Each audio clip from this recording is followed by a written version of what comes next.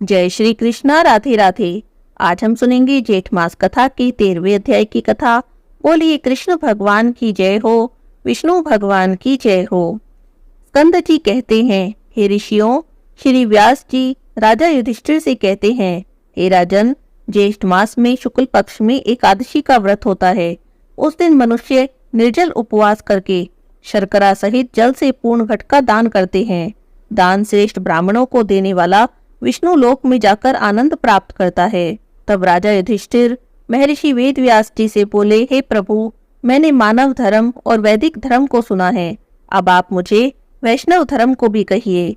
तब व्यास जी कहते हैं, हे राजन, आपने मानव धर्म और वैष्णव धर्म को सुना है, वे सब कलयुग में अशक्य यानी शक्ति से साध्य हैं। इसीलिए सुख से करने योग्य, थोड़ा खर्च, अल्प क्लेश और महान फलदायक हैं। समस्त पुराणों का जो सारभूत है मैं तुमसे कहता हूँ। हे राजन, दोनों एक पक्षों की एकादशी को भोजन नहीं करना चाहिए, अन्न नहीं खाना चाहिए। जो प्राणी एकादशी को भोजन नहीं करता है वह नरक में नहीं जाता है। व्यास जी के वचनों को सुनकर भीमसेन कांप गए और भयभीत होकर कहने लगे, हे पितामह, मैं असमर्थ हूँ। इस उपवास के विषय में मैं क्या करूँ? महाफलदायक एक ही व्रत मुझसे कहिए। सब एकादशी का व्रत मैं नहीं कर सकता हूँ। व्यास जी बोले कि हे भीमसेन, वृष या मिथुन के सूर्य होने पर जेठ मास के शुक्ल पक्ष की जो एकादशी होती है, उस दिन प्रयत्न पूर्वक जल रहित उपवास करना चाहिए। स्नान और आचमन के जल को छोड़कर विद्वान पुरुष अन्न और जल का ग्रहण न करे। जल का ग्रहण करने से व्रत भंग हो जाता है। फिर द्वादशी तिथि में प्रातःकाल स्नान करे, ब्राह्मणों को विधि पूर्वक जल और स्वर्ण का दान करे। इस प्रकार जितेंद्रिय कृतकृत्य होकर ब्राह्मणों के साथ भोजन करे। इस प्रकार व्रत करने से जो पुण्य होता है उसे मुझे जनार्दन भगवान ने कहा है। जेठ मास के शुक्ल पक्ष की एकादशी के दिन जल रहित निर्जल उपवास का जो फल होता है उसको भीमसेन मैं तुमसे कहता हूँ, तुम ध्यान से सुनो। समस्त दान देने से जो पुण्य, सब तीर्थों में स्नान करने से जो पुण्य होता है, समस्त हवन आदि करने से जो फल प्राप्त होता है, वही पुण्य ज्येष्ठ शुक्ल एकादशी के एक दिन के उपवास से ही प्राप्त हो जाता है। हे भीमसेन, एक वर्ष के अंदर शुक्ल और कृष्ण पक्ष की जितनी भी एकादशी होती है वे सब उपवास करने योग्य होती है, इसमें संदेह नहीं। वे सभी एकादशी धन, धान्य, पुण्य, पुत्र और आरोग्य देने वाली है। हे नरव्याघ्र, उन दिनों में उपवास करने से वे सभी फल देती हैं, यह मैं तुमसे सत्य कहता हूँ। एकादशी के दिन उपवास व्रत करने से प्राणी के सामने यमराज के दूत नहीं आते, जो कि बड़े भयानक विशालकाय कृष्ण वर्ण के दंडपाश से युक्त हैं और अति क्रूर कहे जाते हैं। एकादशी का व्रत करने वाले जो वैष्णव हैं, उनको अंत समय में वैकुंठ ले जाने के लिए पीताम्बरधारी, सौम्य स्वभाव, चक्रधारी, मन के समान वेगशाली भगवान विष्णु के दूत आते हैं और उस पुण्यात्मा को विमान में बैठाकर वैकुंठ में ले जाते हैं। इसीलिए सब उपाय से एकादशी का जल रहित व्रत करना चाहिए। जल और धेनु का दान देने से प्राणी सब पापों से मुक्त हो जाते हैं।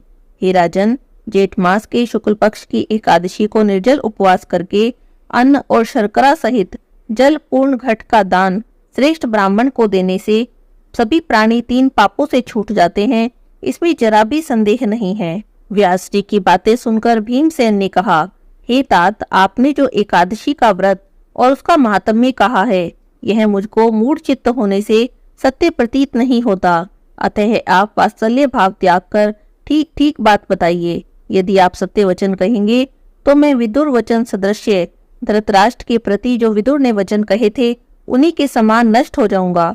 हे तात, मंत्री, पुरोहित और वैद्य, इनको सत्य और यथार्थ वचन बोलने चाहिए, अन्यथा केवल मीठे वचन बोलने से उनके धन, धर्म और शरीर तीनों ही नष्ट हो जाते हैं।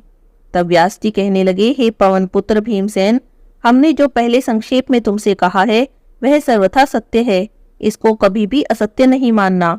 मैं इस विषय में तुमसे एक प्राचीन इतिहास सुनाता हूँ, तुम उन स्कंद जी के वचनों को सुनकर संशय रहित हो जाओगे।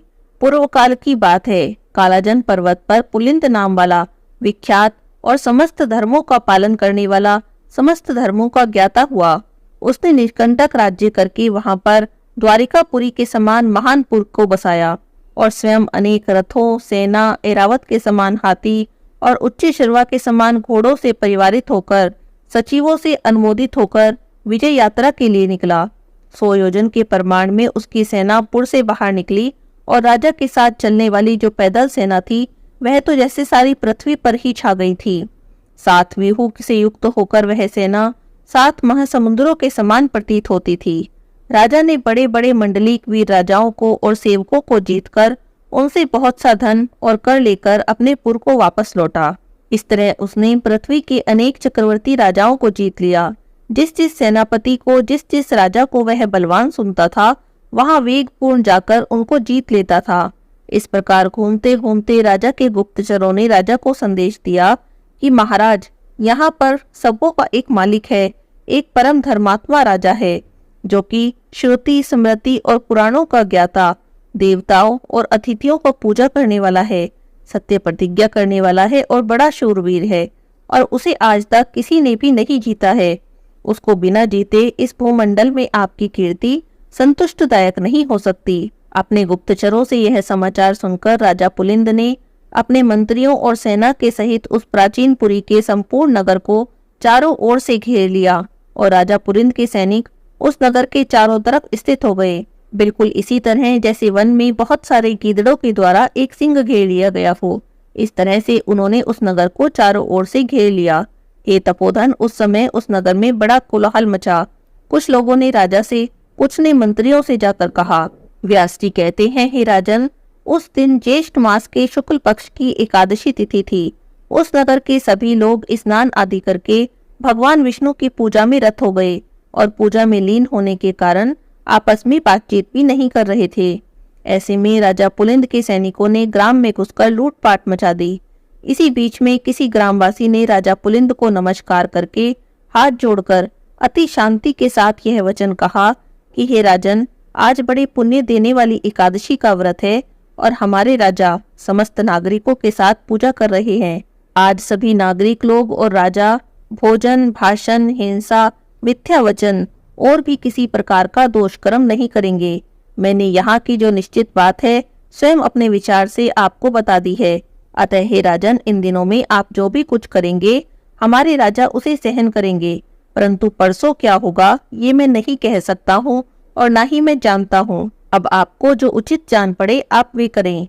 राजा पुलिंद से ऐसा कहकर वह तो वहां से चला गया।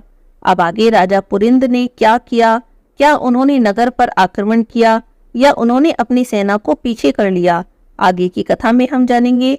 आज के अध्याय की कथा यहीं पर समाप्त होती है।